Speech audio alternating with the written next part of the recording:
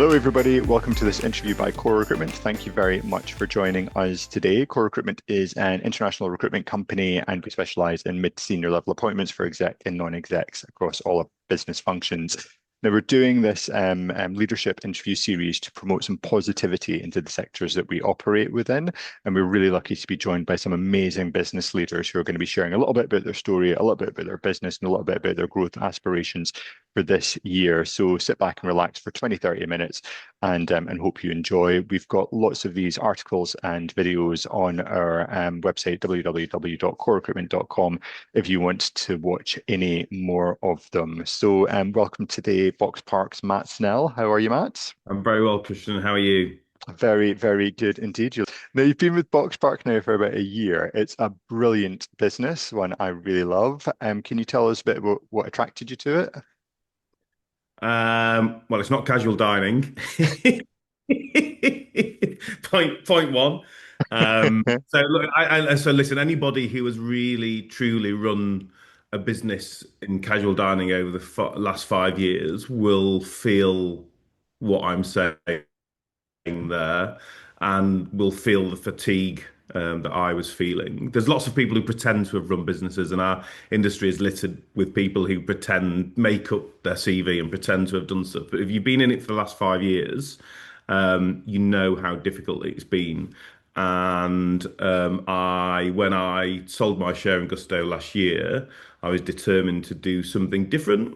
And serendipitously, the BOXPARK opportunity came up, which gave me a look at a business that is one omni-channel. So lots of different revenue streams and access to those revenue streams instead of it just being food and drink. It's super complex. So it is a business that is driven by events, that is driven by sport, that is driven by huge international occasions.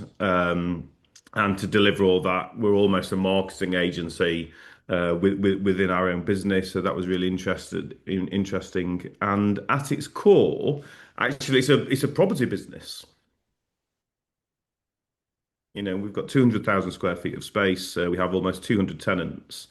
And the opportunity for me to cut my teeth in something in property and something quite different was too good to turn down. We've had a fantastic year, huge amount of learning for me. So I'm used to a classic F&B type operation where you have two revenue streams, which is food and drink. Whereas here we don't do any food revenue, but we have wet sales as one revenue stream. We have trader rent, so rental income as a second revenue stream. We have commercial income, so we monetize and commercialize our business in a very specific way, which we can chat about later. And then we have a fourth revenue stream, which is ticket sales. So lots of our events are ticketed. So it's been a journey of discovery, but one that's been has been really exciting and really fun. And on that property side of things, just to give us an idea of the complexity that's involved there, because how many tenants do you have? And there's got to be, I mean, it's hyper competitive, right? So is there more demand than supply, or how are you curating your tenants to make sure that you've got the most interesting stuff in Box Park? Yeah, great question. So almost 200 tenants. So, trying to put that, we only employ 250 people. Then we have 200 tenants on top. And as you would imagine, the tenants are high maintenance. There's nothing wrong with that. As a tenant myself, I am also demanding of my landlords. But there is you have to get to grips with that, and there is a learning process as to how that works and how those relationships work. And coming from a world where you're in control of everything, and you say, I want this to happen, and broadly it happens. Actually, working with tenants is that you are trying to influence rather than tell. So that has its ups and downs, being frank. And in terms of talent acquisition from a tenant point of view, yeah, it's its own cottage industry. So we have a property team.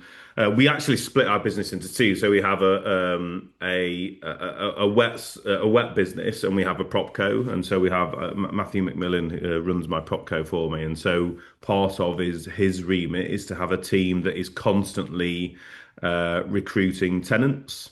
And as you would imagine, there with 200, there is a natural churn constantly. So we signing up between two and three tenants a week, actually. Yeah, so that gives you a sense of how often some of these are, because some of these are pop-ups and are retail tenants and might only be there for 3 months. Then you've got, food traders who are there for longer periods of time. But nature of the beast says that some are really successful and some fail. And so you've always got to have fresh new tenants ready to go in. And our traders are our lifeblood. We are at heart a food business. So it's a huge focus for our business and one that is it's really fun. It's great fun signing off the tenants, doing food tastings, all of that kind of stuff, which I try hard to get involved in. And tell us a little bit. I mean, I've been down to Box Park Croydon sometimes when you guys have had some live music events on, and it is jumping. I mean, it's like practically like a live music venue. It's like it's It is. incredible in terms of like how you operate that. Just tell us a bit about the complexity of kind of like curating that, organizing it, like getting the marketing right, all of that kind of stuff, because that's a whole new dynamic, right?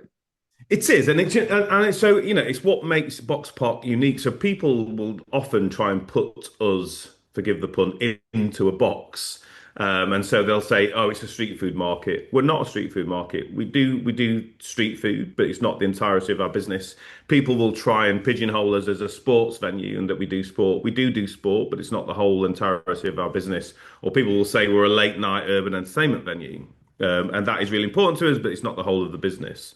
The reason Box Park is special and unique is that we have this ability to bring those three things together under one roof, often at the same time, and it feel completely normal and natural. And that's the Box Park magic, and that's what makes us genuinely unique. I don't think there's anybody else out there doing what we do.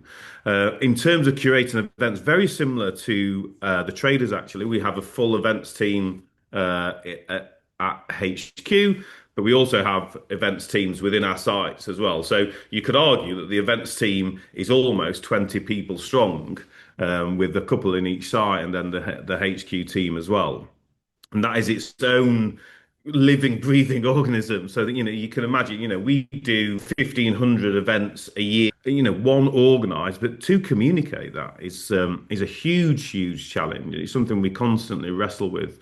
But again, it's what makes us unique because you never know whether Jess Glynne's doing a pop-up gig in Wembley before a Lionesses match, or Stormzy has decided to get on stage at Croydon, or I'm dropping names here, aren't I? Which I need to stop doing. But that's the kind of stuff that's happening at Box Park, and why people come to us. It's amazing. I mean, I have to say, we went to one of the award ceremonies. Normally, award ceremonies, especially in hospitality, are held kind of like at hotels, and which is always absolutely lovely. But we went to one last year, which was one of the marketing ones, and they held it at Box Park, Wembley, and gave everybody food vouchers to go around. And it was one of the best awards that I've been to, just because it was different and all of that kind of stuff as well. So I think you guys should be promoting yourselves along those lines as well, because that was an amazing event. We do a lot Um, of that, not necessarily just in hospitality, but across all of industry. So Currys were with us at the end of last year doing annual awards and stuff because people get bored of the same old. yeah. Like, hotels are lovely, and I'm not throwing shade at them, but it's a bit stale and it's a bit stuffy. And if you want to do something different for an award ceremony, give us a call because we'll certainly bring the party, certainly. 100%. Now, Boxhall and just the space at Boxhall, Liverpool Street, I just have to explain. Our offices used to be down at Liverpool Street, and I used to get my hair cut in the little kind of like barber shop in that Yeah. spot for years. And it was always just so like in such a good location, but kind of like so underutilized. It was unbelievable. And what you guys have done with it is just incredible. Can you tell us a bit about that site in particular and what you're planning to do more in that space? Yeah, so Box Hall is our attempt at a pure food hall space. So removing sports and events and it being food and drink driven. So more like a timeout market or a curb or whatever. And the initial intention was to take heritage spaces like the Met Arcade on Liverpool Street and bring them back to life and create an amazing food hall, which is exactly what we've done in Liverpool Street. How's it going? It's been it's been a journey of discovery. So we aren't, as I said earlier, we're not a food hall operator. That's just a small, a part of a much bigger business. And running a food hall is very, very different to running a box park. And so there's been a lot of learnings there. The sales probably, I think, to be fair, weren't where we thought they would be initially, because it's such a busy location. There's over 1 million people use Liverpool Street Station a week. It's the busiest station in the country. You can't fail but do crazy, crazy sales, can you? And as a development, if you include the food, it is doing crazy numbers. But from a drinks point of view, it wasn't quite what we envisaged, and so. It has been, we opened in April. It's been a tough 9 months. I'll be really frank about it. I'm always honest. Christmas felt like a huge turning point. We had the most incredible Christmas, and often that happens with F&B businesses where, kind of year one is you're just getting up and running. People are learning about you. You have your first Christmas. It's huge. It really goes off, and you really start to bounce. You get a trade bounce off the back of that. And it feels like that's what's happened at Box Hall. Will we do more of them? So yes, not necessarily in this country. So we are having a look at some international stuff, and Box Hall is a brand that lots of people that we've spoken to love. And so yes, I do see us doing more, but probably internationally if I'm really frank about that. We'll come on to that in a little bit. Now, you also announced a partnership with Silverstone this year as well. Sorry, last year. Can you talk us through what that involves? Yeah, I mean it's been a busy year, hasn't it? Yeah, it has been. I had a full head of hair when I joined BOXPARK, and I was using that same barber as you were, Chris. Um, so yeah, I mean, look, some people might have seen we did Aintree, the Grand National, last year, and it absolutely went off over the 3 days. The Jockey Club in Aintree were absolutely over the moon with what we'd done there, and So, just talking us through, what did you actually did? Did you put a mini box park? Like, what did you actually do there? yeah, exactly that. So we built a mini box park with food traders and box park entertainment. We programmed a set of events over the 3 days, and it could not have been more successful. So we kind of the sales for that same space were kind of 100 times what they were the previous year. Surrounding businesses, that were trading in Aintree also saw a bounce. So Jockey Club were over the moon with what we'd done, and whilst we didn't make very much money doing that, which sticks in the throat a little bit, actually what it was the best advertisement of our brand and how we can Mm. execute at events we could ever have done. And so it's not too strong to say the phone has not stopped ringing since. And so, one of those fantastic conversations that we had was with the guys at Silverstone, who wanted to bring a box park experience to what is one of the country's biggest festivals now. There's nearly 100,000 people camp at Silverstone over the 4 days. It's not just race day. And they could see how we can introduce Silverstone and the British Grand Prix to a different audience, slightly younger Gen Z audience. And yeah, so we've signed a multi-year deal with Silverstone. We're going to do something very similar, but on a much bigger scale to what we did at Aintree. So we will build a box park there. We will program it over the 4 days. We've got some amazing ideas and things coming up there. It's going to be absolutely iconic, and we see events as a huge part of our business going forward. So we're in the middle of building out an events business unit that we feel will be a game changer for our business. So how do we tap into this, the kind of changing guest, wants and needs around experience and specifically around events. And what we're all seeing, everyone in hospitality is seeing, is that everyday occasion is waning and people are saving up to really go and enjoy Yeah, themselves for something special. And so events are really trading off the back of that. But when you speak to an events organizer, all they talk about now is fan experience. So yeah. in the old days, for people like me and you who are old, You know, if you weren't in corporate, you bought a GA ticket, general admission ticket, you were kind of given that ticket and you were kind of thrown to the wolves, weren't you?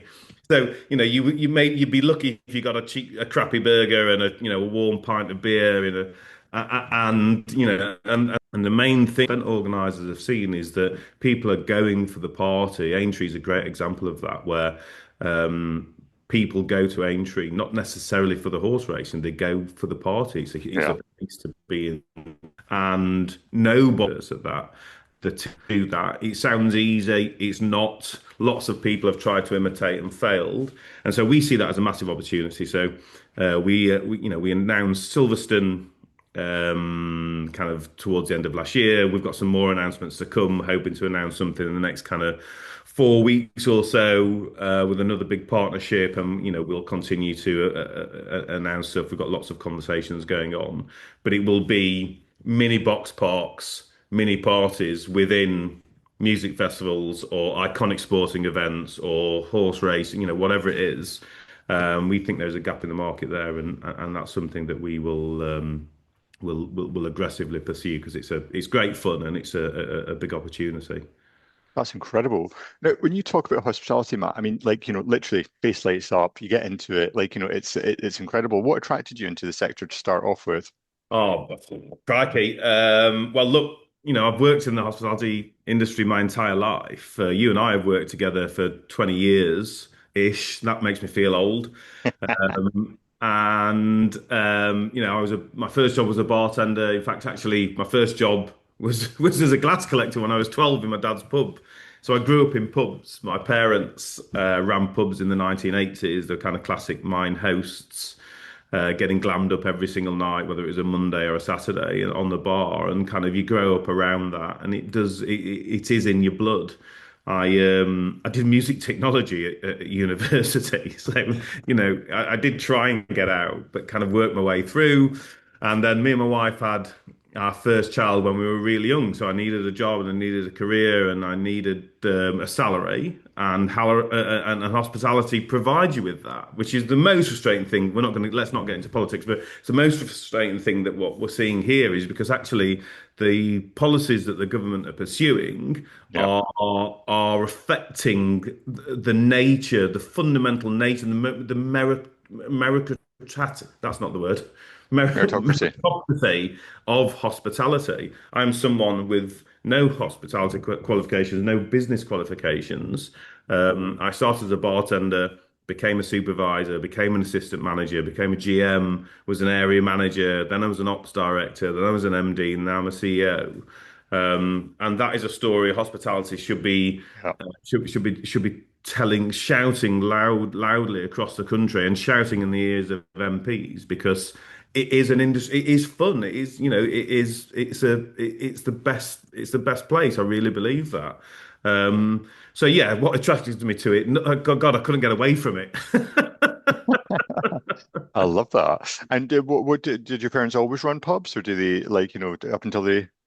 Yeah, so in the end, my dad ended up. So he was in the 1980s. He worked for a local Sheffield brewery called Stones, that was owned by the old Bass, and then he became a tenant leasee with Punch, and then he bought the pub that he was a tenant of, and so he ran that hands on until he retired a couple of years ago. And he still owns it. He now Oh leases it. wow. So yeah, it's he can't get enough of it either. To be honest with you, he still talked about buying. He's mid 70s, can barely walk. Still talking about, oh, gotta go and buy this pub, Matt. No, no, you're not, Dad. That's not. We're not doing that. We're not doing that today. I love that. So in terms of like that career progression that kind of came kind of like very much from the operations side of things, like, are there any kind of like business leaders or kind of like mentors or anything like that that really stand out to you that helped you on your journey? Yeah, so I think early on, I worked for a business that is long gone now called Santa Fe. It's kind of a premium New Mexican concept, and a lady called Sarah Fox ran that. Mm, Sarah went, so Sarah went on to run hospitality for Hamilton, and she was a fantastic leader. She was the MD at Santa Fe. And she was a fantastic leader, a great lady, someone who people loved being around, really understood how to motivate a team.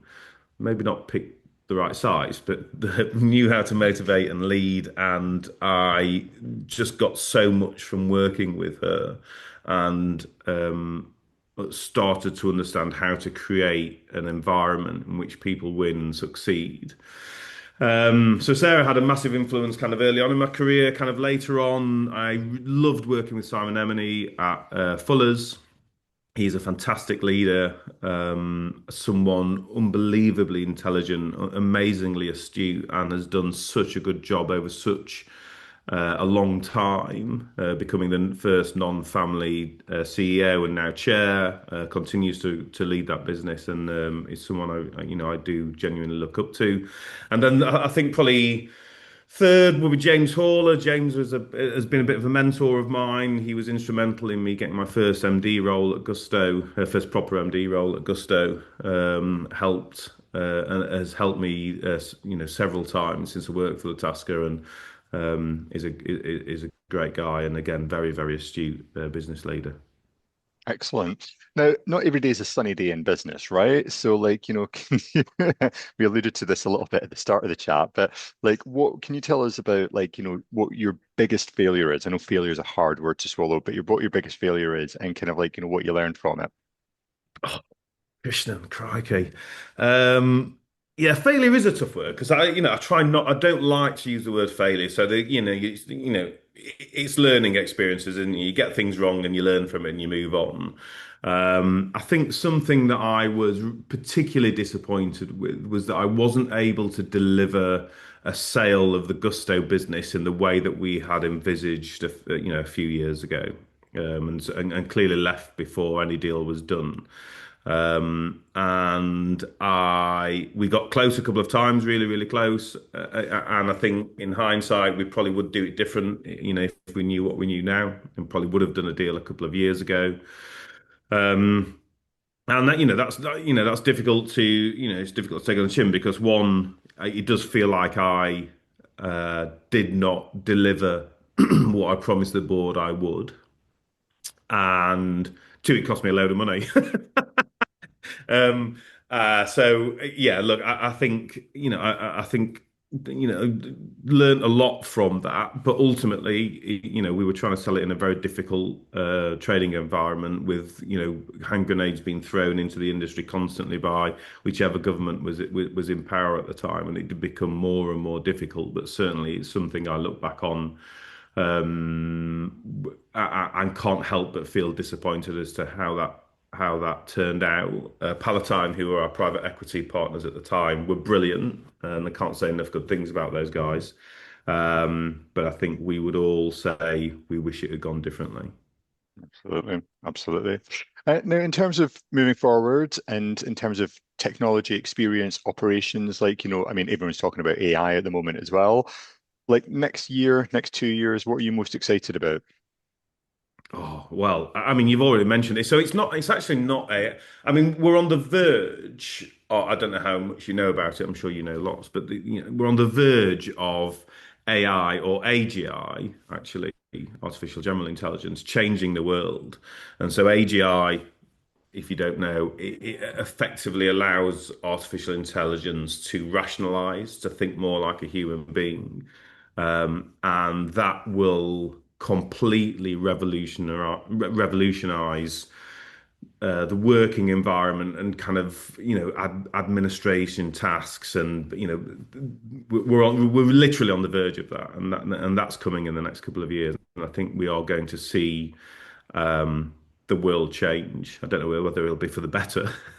But we are going to see the world change. So that is, look at that is exciting to see how that unfolds. It's a bit scary, but it feels to me, it feels like we're on the brink of another industrial revolution. Yeah. I think it is that game changing. I think in terms of if I'm being specific about hospitality.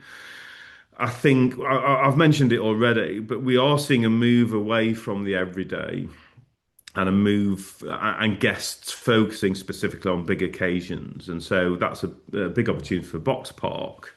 But I'm really interested as to how we use that opportunity to commercialize it and monetize it. And that's really, really exciting for us, really exciting for me. It's a massive opportunity for us.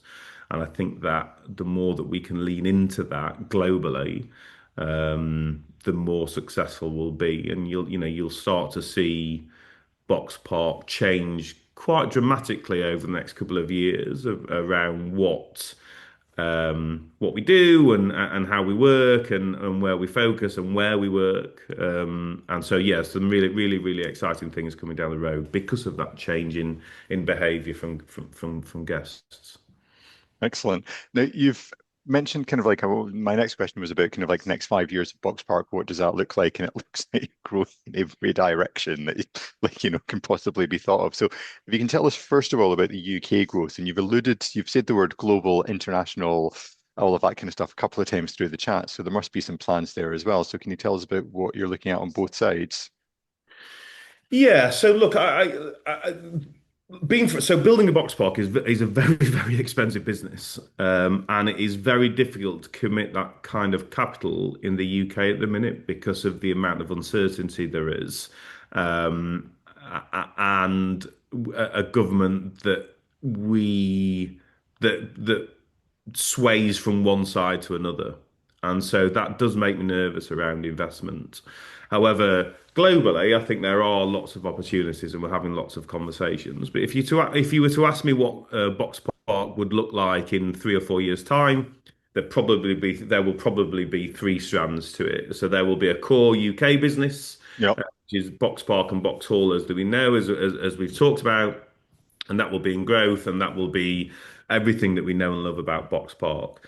There will be an events business that will be not only in the UK, but we see that being international as well.